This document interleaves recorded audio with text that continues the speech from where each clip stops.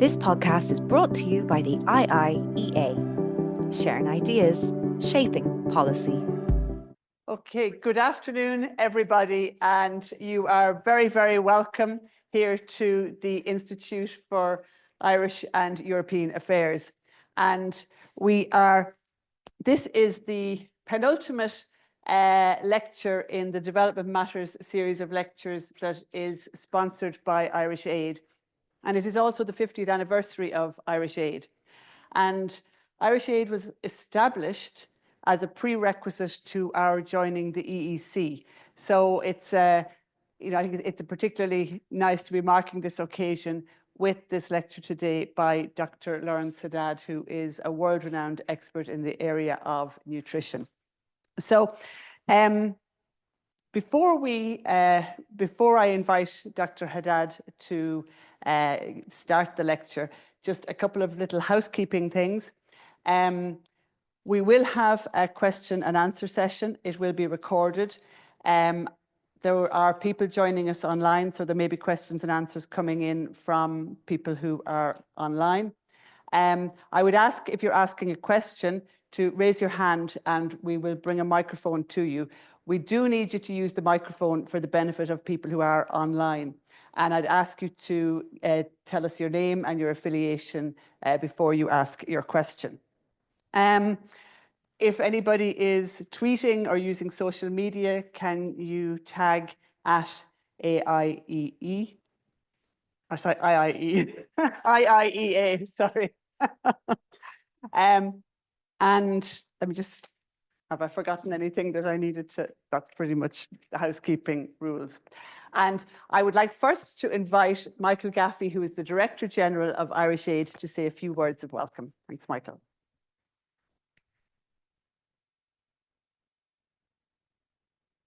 Thank you very much. Thank you, Monica. Monica reminded me when we came in that the last time we met was under a tree in Dodoma, where I think it was probably a little warmer than it is here today. So you're all very welcome, and especially Lawrence, you are welcome to Dublin. I must say I've come to a lot of these lectures recently, and I have to say this Development Matters series of lectures that we sponsor with the IIEA is more than valuable. It's really essential, and I think the series of lectures we've had this year is nearly the most. I think it's the most successful of the ones that I've seen over many years. I think it really is a great collaboration, and we've had really great speakers, and we're bringing the year to an end with two fantastic speakers. First, Lawrence Haddad, and then Mike Ryan on the 9th of December. So it's two people very, very passionate about their work for development. So it is really great to see you all here. Look, Lawrence, it would take a long time to introduce Lawrence, but he really is one of the most passionate experts and proponents of nutrition. And we have a very long-standing relationship with him. I would just say that in 2018, he was made a World Food Prize Laureate. And in 2022, he was made a Companion of the Order of St. Michael and St. George in recognition of his services to international nutrition, food and agriculture. Actually, we don't have an honour system here. We don't have a monarchy. There have been arguments in the past we should have an honour system. If we had, I think we would undoubtedly be recognising you too, Lawrence. But for the moment, we recognise the great British honour that you have received. So GAIN is a long-standing partner of Ireland in our work to address hunger and malnutrition, which is and remains a strong priority in our international development policy and in our work. And under this partnership, Ireland is investing in a programme entitled Nourishing Food Pathways, which aims to improve nutrition and prevent malnutrition for millions of people in an environmentally sustainable way. And we're working closely with GAIN also on climate action, and we met in Dubai last year. We wish our colleagues in Baku well in these closing days of a difficult and challenging COP. But the year ahead, I suppose the the few years ahead are important opportunities for us in promoting the nutrition agenda. They're also challenging because the state of the world is such that often humanitarian crisis and climate crisis have taken attention away from our long-term development work. And yet, as we were saying earlier to each other, that nutrition is about everything. It's about those crises, but it's also about our long-term development. And next year, the Nutrition for Growth Summit, to be hosted by France in March 2025, is an important moment which Ireland intends to step up to. And it calls for sustained political and financial investment in nutrition and to anchor nutrition at the heart of the Sustainable Development Agenda through coordinated action across sectors and across political processes. That's the language of it. But I really would emphasize that as a very important moment for us next year as we prepare for other important moments, not least Ireland's presidency of the European Union in the second half of 2026, when I think, well, we haven't set out our development priorities yet, you can take it that the nutrition agenda will be very much to the fore there. And in preparing for all of this and working on nutrition in a difficult environment, people like Lawrence Haddad are absolutely critical to our engagement and to our thinking. And so we look forward to continuing to engage with you, Lawrence, but above all now, we look forward to hearing from you here at the IIEA. Thank you very much, and you're very welcome. Thanks, Michael. So I think Lawrence is very well known to a lot of people here in development cooperation circles. And, he is the executive director of the Global Alliance for Improved Nutrition, the co-founder of Standing Together for Nutrition, which was a response to the COVID crisis, and as one of the drivers behind the Initiative on Climate and Nutrition. Prior to his appointment to GAIN, he was the lead author of the Global Nutrition Report, Director of the Institute for Development Studies, and Director of Food Consumption and Nutrition Division at IFPRI. He's a development economist by background, and I think that we're very privileged to have you here today. I think having these conversations around nutrition, which is at the heart of what development is about, is really, really important. So thank you, Lawrence.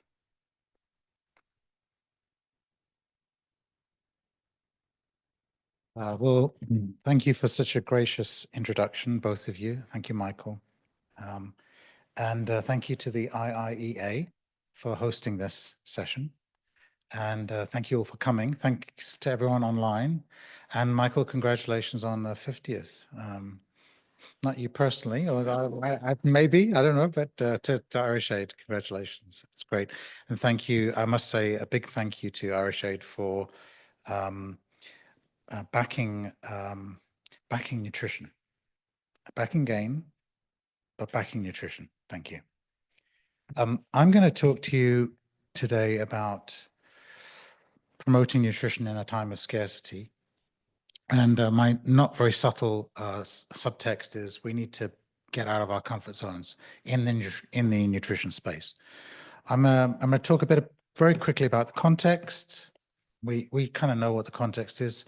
Food insecurity and malnutrition in various forms are rising. Money's too tight, but we need to face up to it. Those of you of a certain age will know what I'm talking about when I say money's too tight. Money's too tight to mention. By doing so, we'll be forced to be more innovative. I think we in the nutrition community, this is our time to be really innovative. And not having lots of new money is not great, but the silver lining is we have to make the existing money work much harder for nutrition.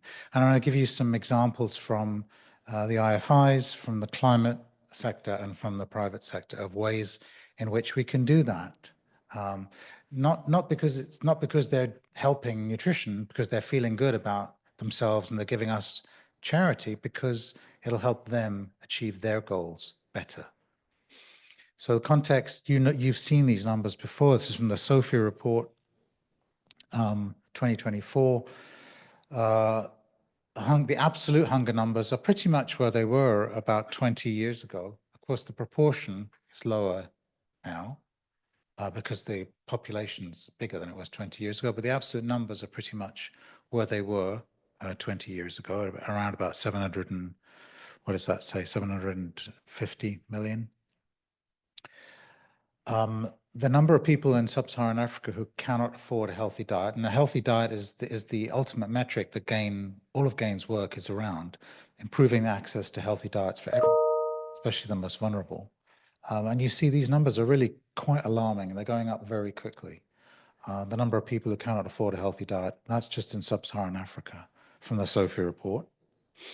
Those are in millions. And ODA is under pressure. These are from the OECD DAC, and you can see on the left-hand side, the percent of ODA official development assistance going to the least developed countries. That percentage is going down.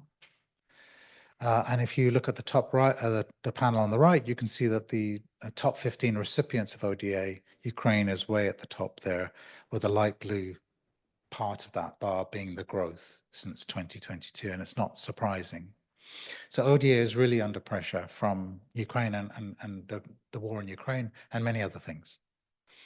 If you take out COVID, Ukraine, and refugees, the ODA is in the dark blue, and it's pretty much static. I don't think that's in real terms. So in real terms, it's going down. So ODA we're in a tough situation. And I think these dark blue bars are probably going to go down as we go through 23, 24, and 25. So we're really in a tough situation. And I think here we need to get out of our comfort zone. This is where we're comfortable, is the green circle.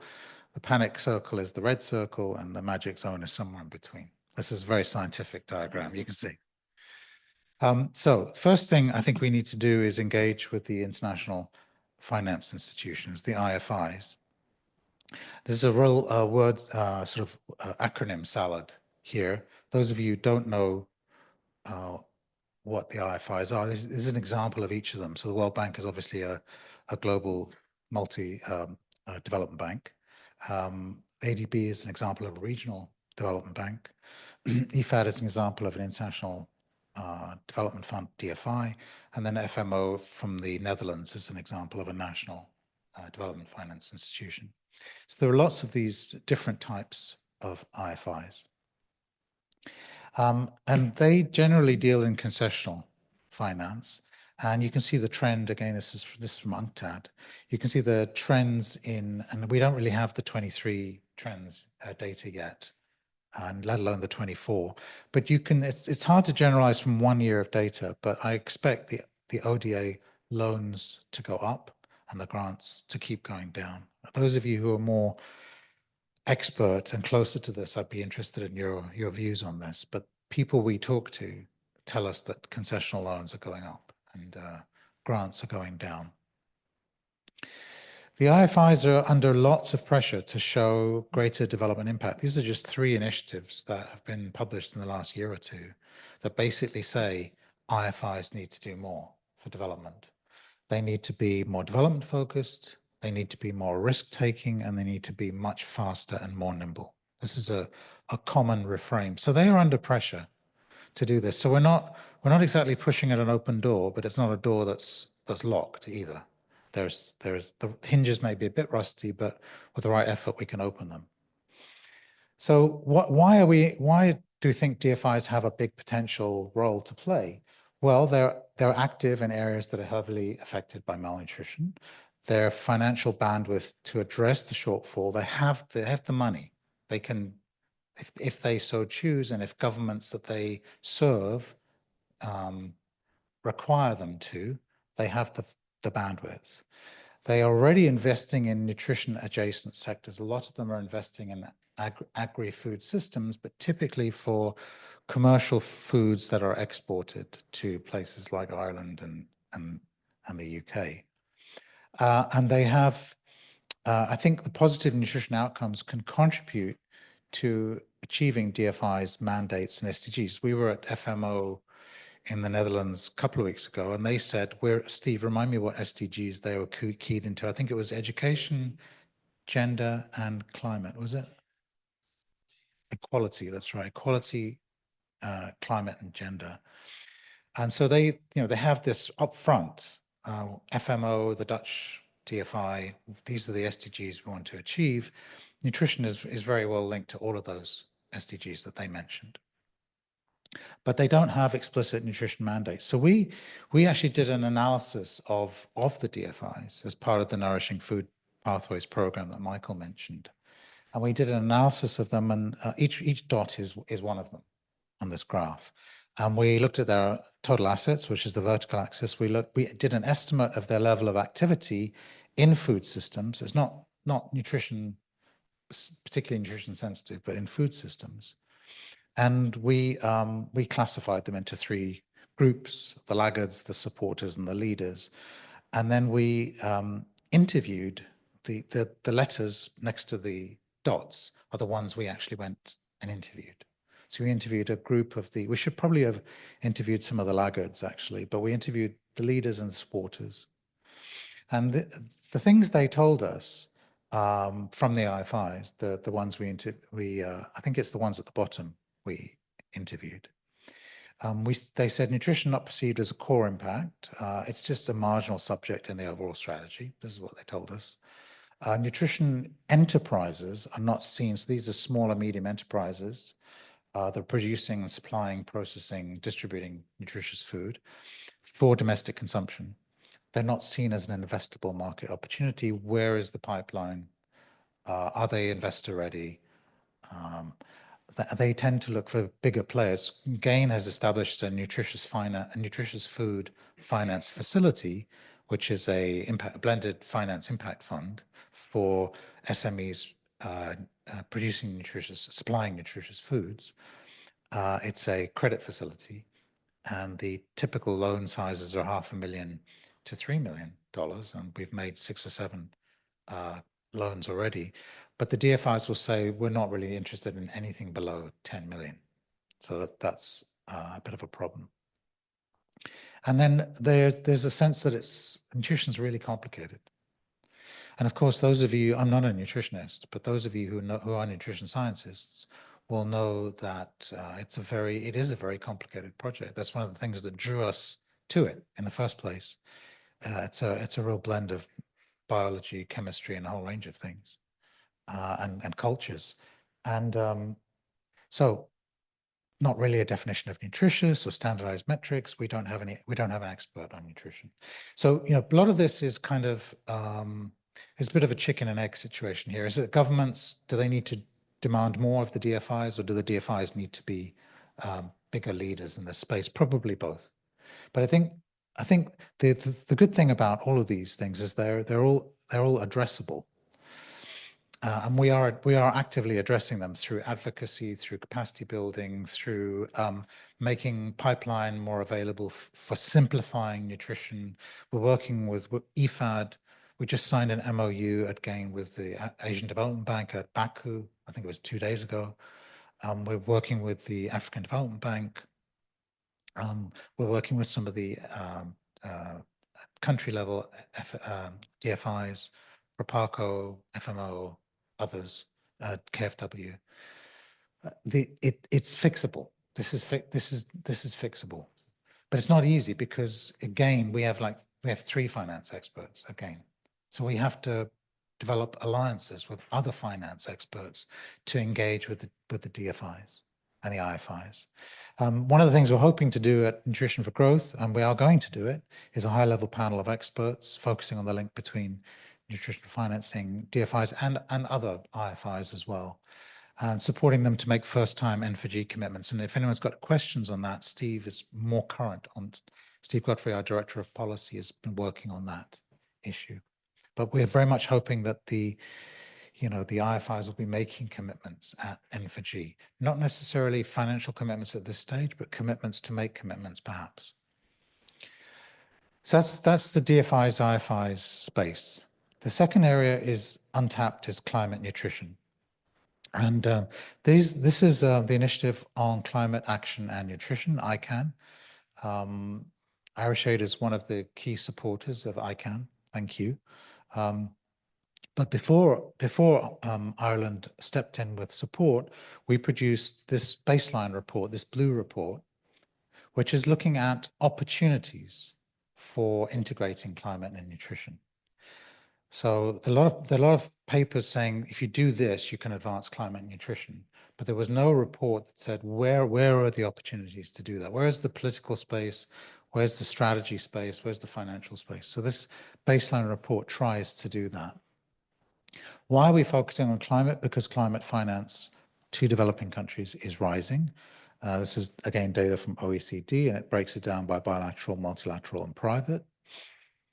And, you know, nutrition and climate are very well linked. Nutrition actions have the potential to, well, they do affect climate outcomes. So we know what we eat affects greenhouse gas emissions.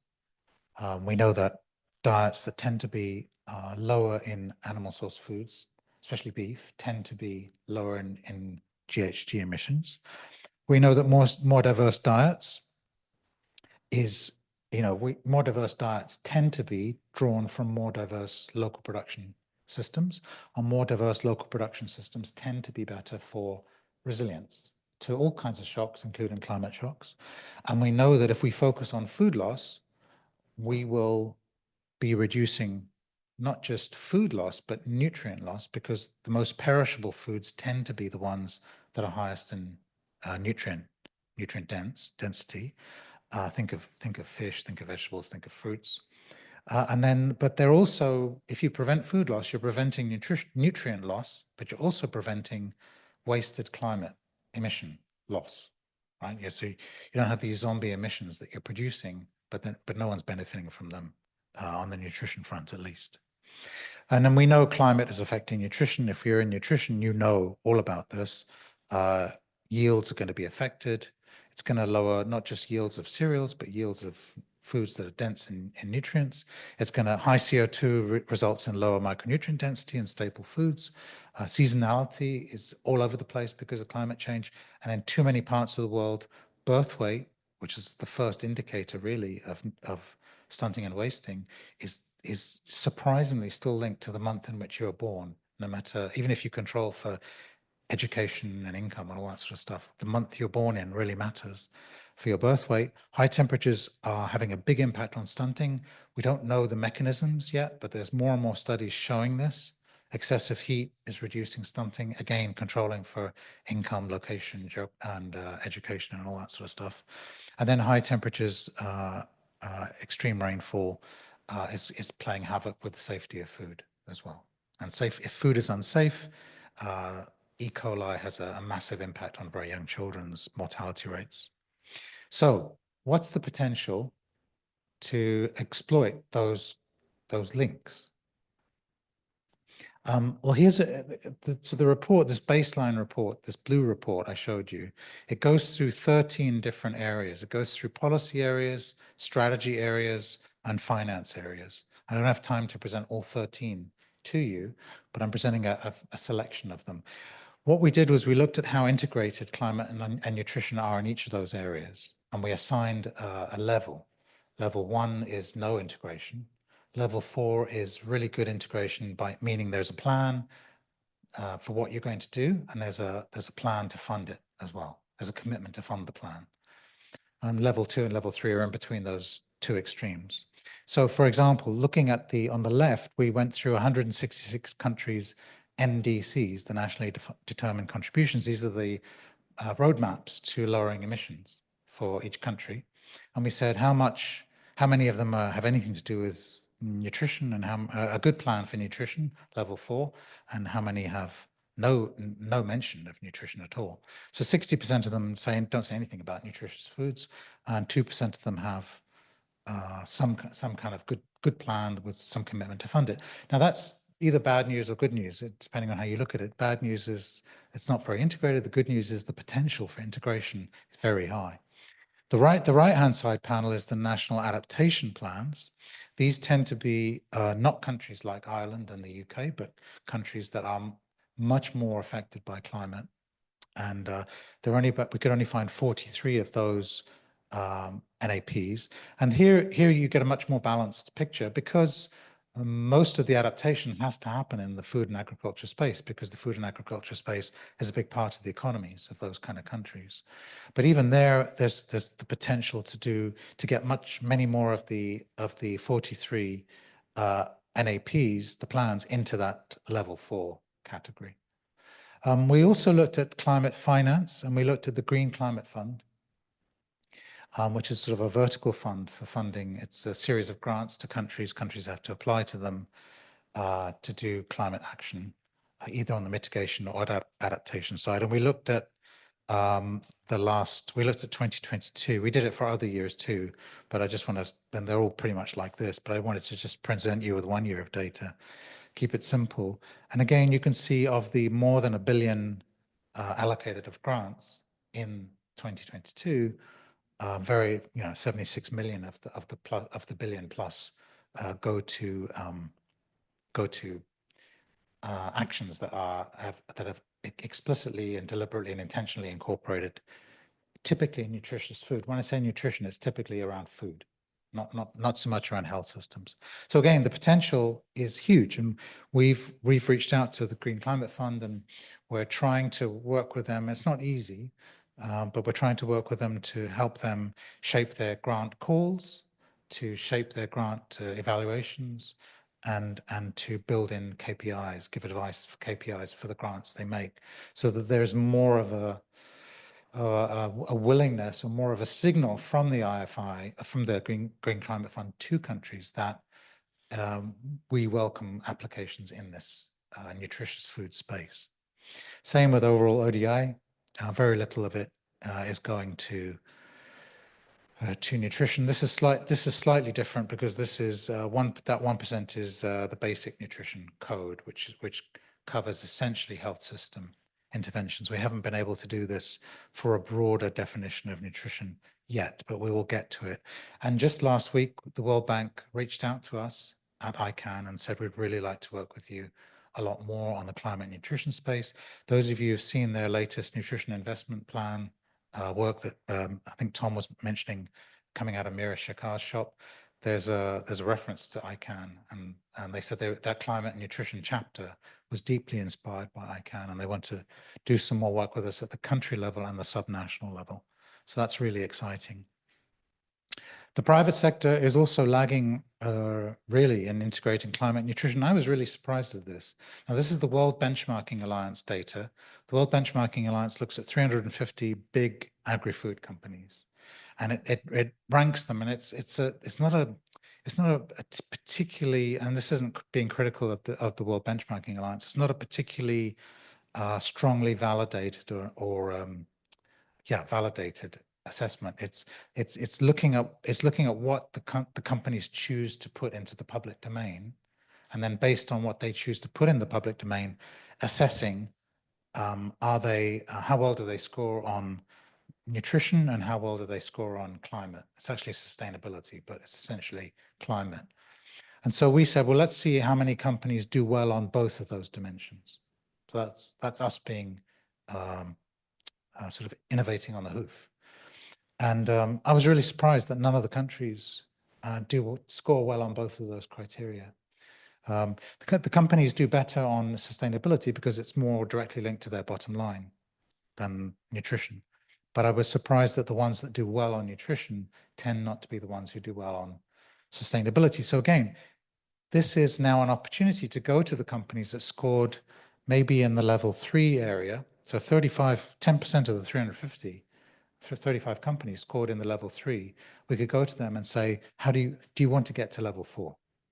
How can we help you get to level 4? And getting to level 4 means more resources for nutrition, as well as more for sustainability. We could go to the level 1s and say, how do you get to level 2 as well? But these insights are giving us actionable opportunities to change the dynamic. And, we know what to do. It's not like we don't know what to do. If we find a country that says, yeah, we'd like to move from level 3 to level 4 in this domain, or a company that says we'd like to go from level 2 to level 3, or a fund like the Green Climate Fund that says we'd like to go from level 2 to level 3, we know what to do. You know all about these interventions. They're all good for climate and they're good for nutrition, for various reasons.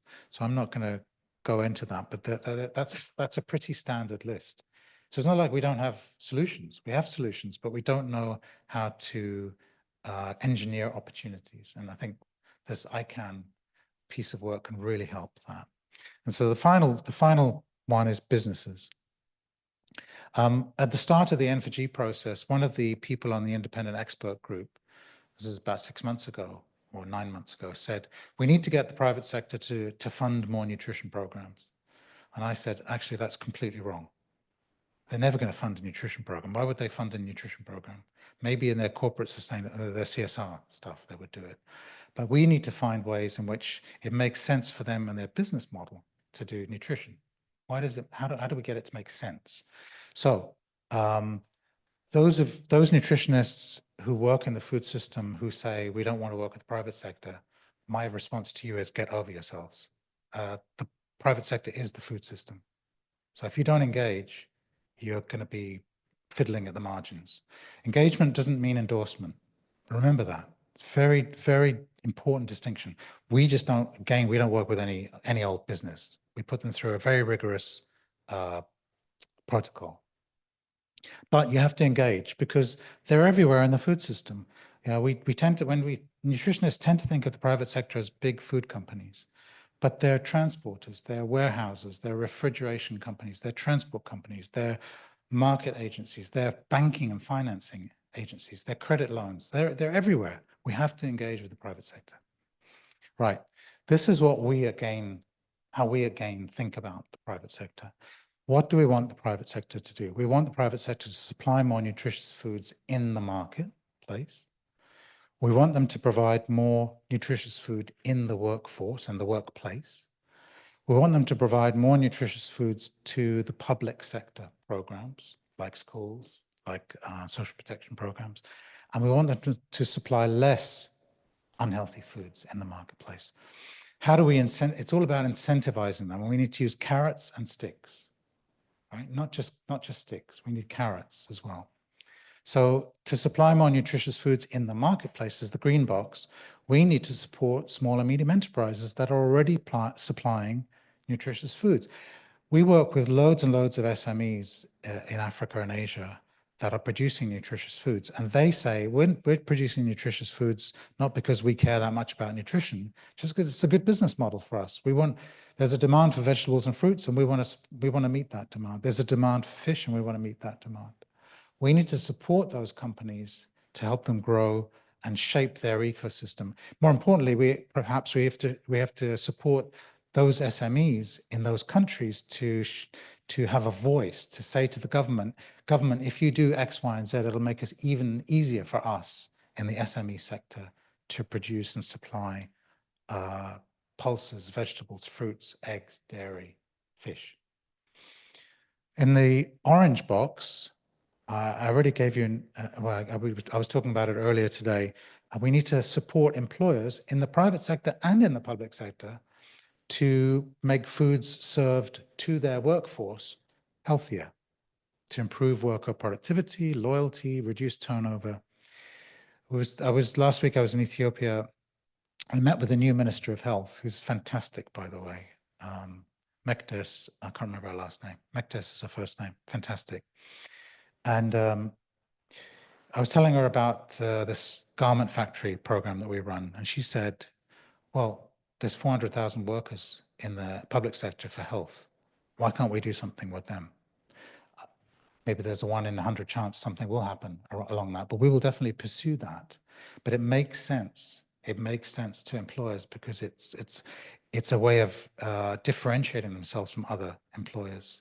They get loyalty. They get all sorts of benefits that accumulate in their bottom line. Supplying more nutritious foods to the public sector. We're doing a lot of work with schools and school feeding programs. School feeding programs are very high up on the agenda. Great opportunity to get nutritious foods into the diets at very, very minimal extra cost, if any. And again, good for social protection. We talked about social protection. It's difficult to get social protection. It's difficult to get nutrition into social protection around the behavior change side because it's one more complication. But maybe there's a way of linking we shouldn't give up on that, but maybe there's a way of linking to local production to supply more nutritious foods for people who now have a little bit more income to spend. And then, of course, we need to curb the bad. We need to supply less unhealthy food, and we need fiscal rules to disincentivize high salt, sugar, and trans fats products. No one's really talked much about value-added tax, sales tax. It's being introduced more and more into more and more countries. Is there a way of using that to differentiate between foods that are healthy and not healthy? I don't know, but it's something we should be looking into. Work with youth. Youth are very, very vocal about anti-junk food campaigns, and we need to develop better metrics around food healthiness. Too often, the big food companies say our food's pretty healthy, but they won't subject it to public analysis. And I'll give you, we do a lot of work in all these different areas. This is the factory I was in last week, and I took like a 5-second clip of it because I thought it was so interesting. It was so huge. Look how huge it is. It's absolutely huge. It's light, it's airy, it's temperature controlled. The working conditions are decent. It employs 9,000 workers. 90% of them are women, 18 to 30 years old. We inspired and supported them to provide healthier canteen food at breakfast and lunch. And there are dozens and dozens and dozens of these garment factories all over Ethiopia. And it's just that, I mean, you can see how big it is. It's absolutely huge. I couldn't believe it, actually, when I saw it. So my conclusions in the current context, and I would say in any context, actually, we need to work with IFIs to help them do better on nutrition, convince them that it's in their interests. All the pressure they're getting to be more development orientated, to be nimbler, to really advance SDGs and show they're human centered.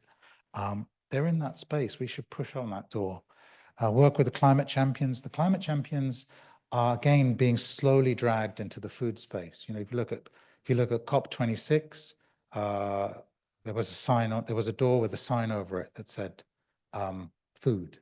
COP27, that door with a sign over it that said food was kicked open. COP28, people walked through that door and started to say, well, how can we decorate this room? And I hope COP29 and COP30 will keep pushing. And we have to be ready with the solutions for those climate champions.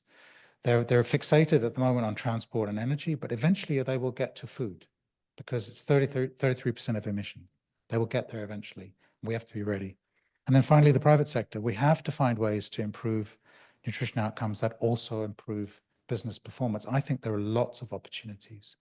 And to be frank, the only way we see them at GAIN is we employ people who have been in the private sector, so they understand the opportunities. They also understand the risks, and we have to talk to them and engage with them to understand which ones are scoundrels and which ones are really trying to do the right thing. We need to get out of our comfort zones and we need to innovate. Thank you.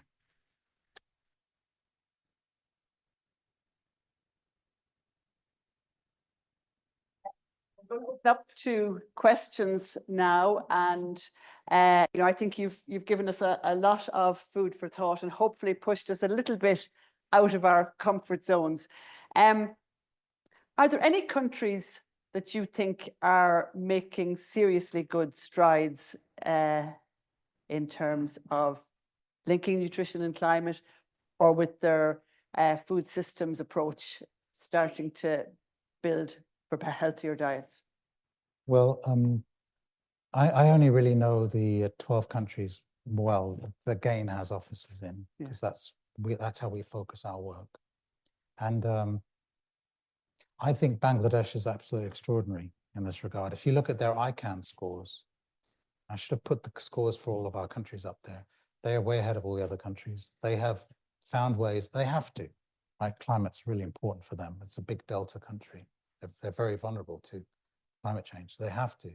They have really integrated climate and nutrition in all of their strategies. They're building it into their finance, into their grants to IFAD, their grant requests to IFAD. It's extraordinary. So yeah, I mean, I was in Ethiopia last week, as I said, and they're trying, but they're finding multi-sector, they're finding not so much multi-stakeholder, it's the multi-sectoral stuff that's finding very hard, coordinating 15 ministries. I said, with all due respect, try to coordinate the 5 or 6 that are really key, and then the rest will follow. We'll fall in. Okay, opening up now for questions. Yes. And just to ask, say your name as well and your affiliation.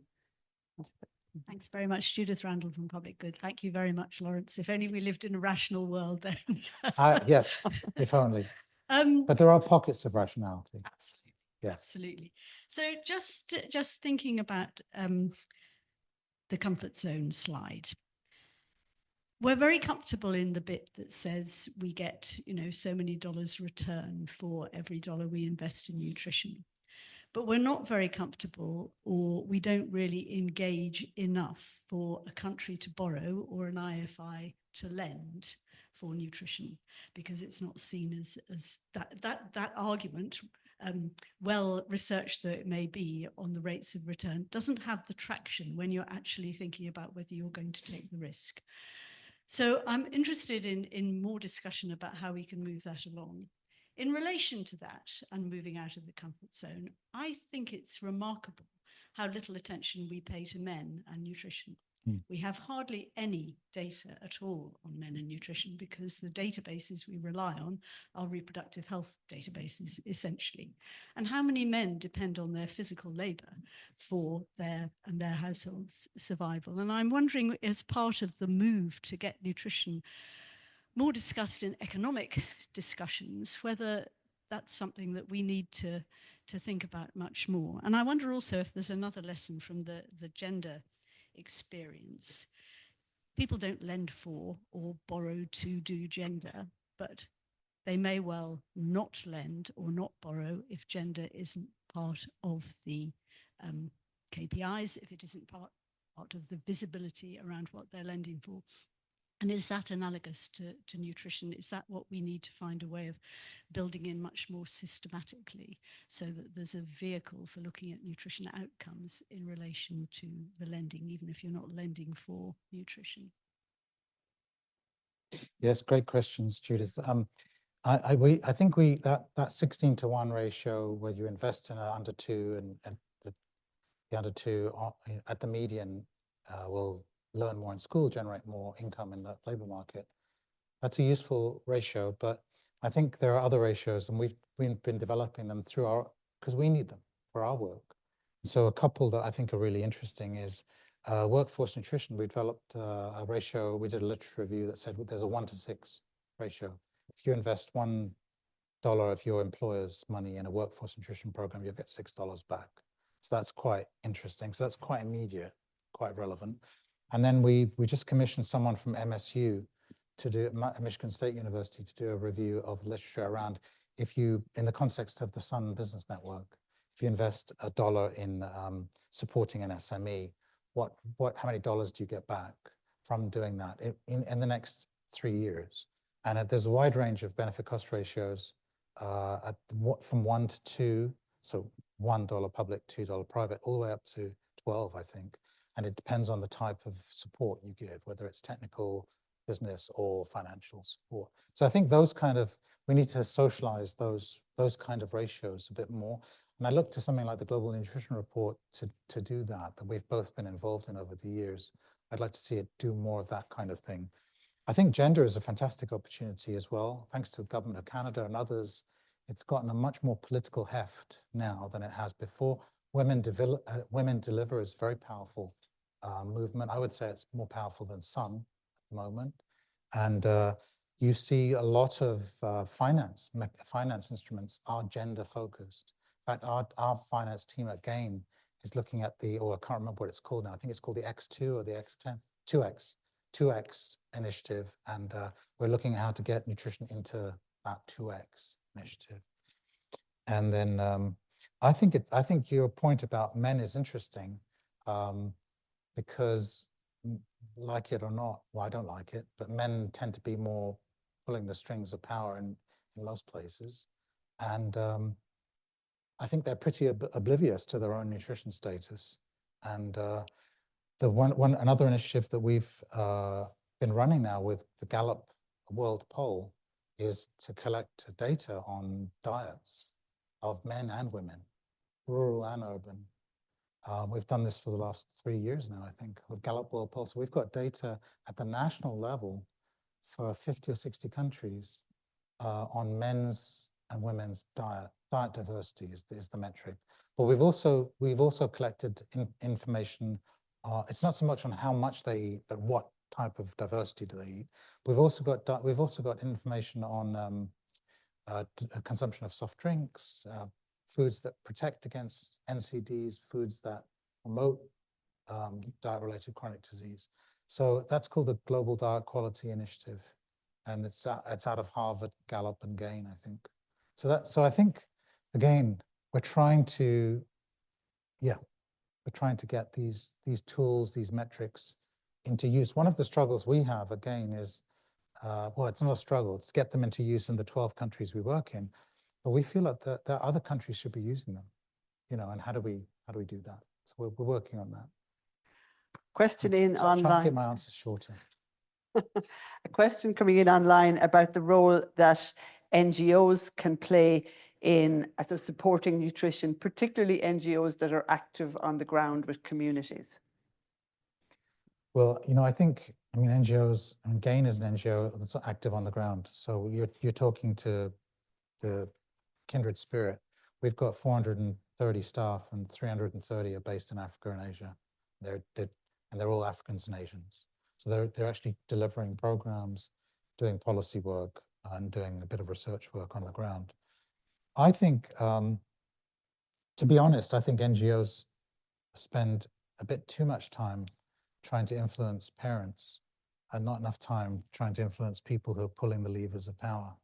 So I'd like to see them spend more time influencing business leaders and government leaders and municipality leaders and UN and there's a whole, when we talk about behavior change in nutrition, we tend to think of parents, but behavior change in nutrition applies to everyone who makes decisions about nutrition. So that would be my advice. Can I ask you, I suppose, linked to that, particularly for NGOs working in agricultural development, how could we better leverage the impact of agricultural development programs on nutrition? Reframe them around food systems. Food systems will open up a whole big space. It will force the ag folks to care about what happens beyond the farm gate. And if they don't have markets for people to buy their food, farmers' foods, then the farmers will really suffer. So the transaction costs between farm gate and market are way too high. Lots of people seeking rent, lots of bad infrastructure, lots of bad finance. Focus on that space, connecting the farmers to the markets. And then I think that opens up lots of space for nutrition. Because between farm and market, a lot of nutrition drops out of the value chain, but you can add a lot of nutrition or preserve the nutrition in the value chain. So I think there are lots of opportunities there. An interesting question here from Maud, who's the country director for Concern in the Central African Republic. And it's about governments not wanting to publicly acknowledge the nutrition problems that they face. And in the face of diminishing resources, donors push back on funding critical malnutrition prevention activities. What are the options? I think governments are embarrassed about the emergency situations, but the chronic situations, I find them less. Well, they should be more concerned about it, but they're not. So I don't know. I think you always have to speak truth to power, as inconvenient as that can be. But it's easier said than done, because if you get kicked out of a country for saying something, that's probably counterproductive. So I think you just got to be really clever. You've got to deliver the hard messages behind closed doors and in private. And I think that we have to do that as professionals. I may not be answering the question. No, but I think that idea of strategize from where you are, pushing out of the zone and looking at what's possible and where there are doors that are open to push. Another question in here is from Heather, who's an IEA researcher, about could replicating Indigenous peoples' food systems, which are based on respecting the ecosystem and ensuring replenishment of biodiversity, improve global nutrition?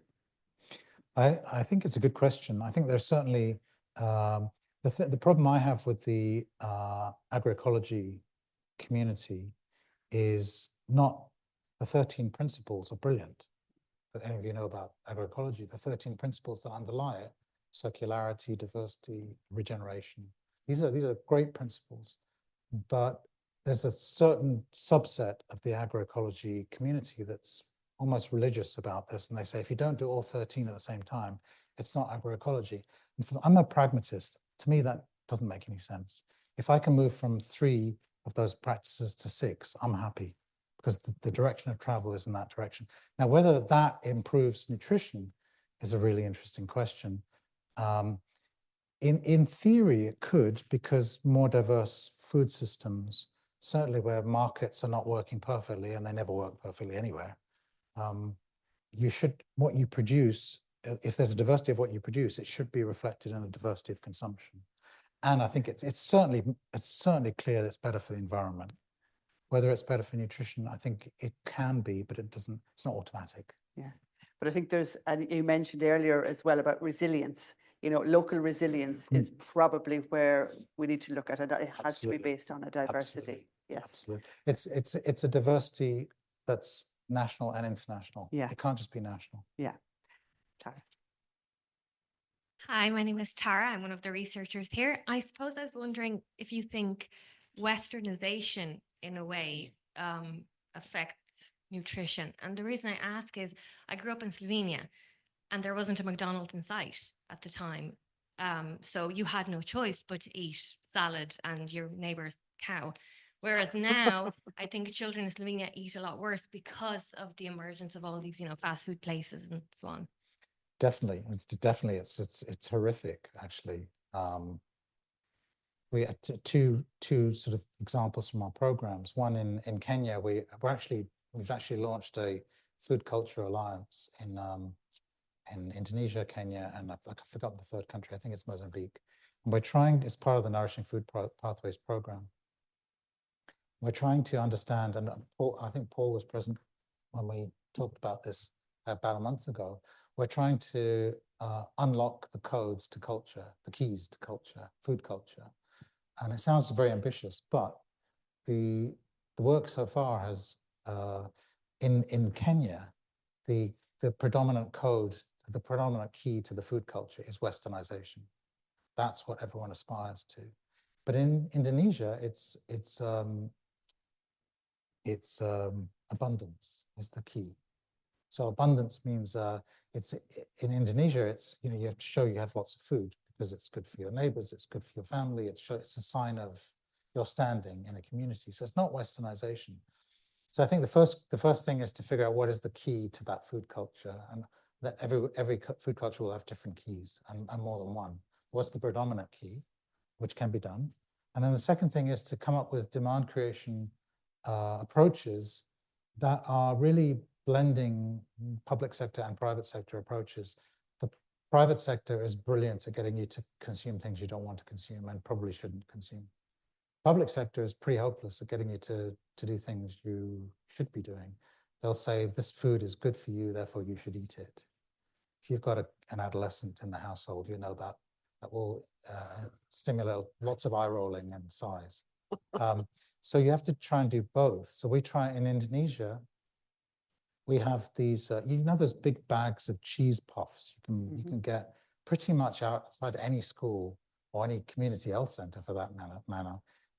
They're very cheap, they're very tasty, they look great, packaged nicely.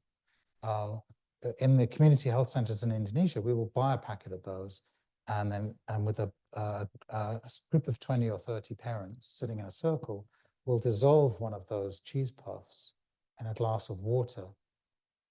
And as you do it, you can see stuff coming off it, and then an oil slick forms in the water. And you pass that cup around to the parents, and you can see an emotional response, a revulsion to that.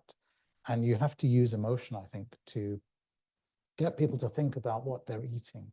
And that's what the private sector does so well. It does it through aspiration, through humor, through shock value. But we need to become better at it in the public health, shifting food and diet space. So I think you can combat Westernization but it has to be through a whole set of approaches, and governments have to be brave. They have to be brave. They can't just resort to taxes. They have to resort to incentives as well. It's difficult for developing country governments because businesses are big employers. They're big generators of tax. So it's not easy to say, you know, kill these companies that are producing these foods. But you have to begin. I'm going back to a question from Maud, and I think I hadn't fully read the whole question. Least developed countries carry maybe the largest burden of malnutrition, and yet the IFIs, the climate funds and the private sector are very shy on their investments in these countries. So what are the options within the poorest countries where it's very hard to get that investment going? Well, I mean, my colleague Steve knows as much about this, if not more than I do, but I think it's easy for the IFIs to say that. It's easy for them to say, well, there aren't the opportunities in the lowest income countries, but there are. We work in some of the lowest income countries, and there are pockets of investment and innovation. You just have to find them. They're not easy to find. I will agree to that. So you have to work a bit harder. But this is a great example of where public sector can come in and de-risk this space a little bit for the IFIs, when the IFIs are public sector, but you know what I mean. Yeah. We can come in with a little bit of aid money and de-risk this space. Find a pipeline of 100 companies in this country, that in a country X, that can really advance something that addresses climate and nutrition at the same time. You know, find those companies. We can do that.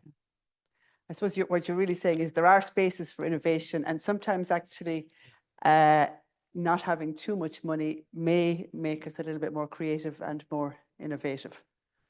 Necessity is the mother of, yes. Any last question before we bring things to a close? I'd like to thank our online audience first, and for the questions coming in from there. And I'd like to ask all of you to join me in saying a big thank you to Lawrence. This podcast is brought to you by the IIEA, sharing ideas, shaping policy.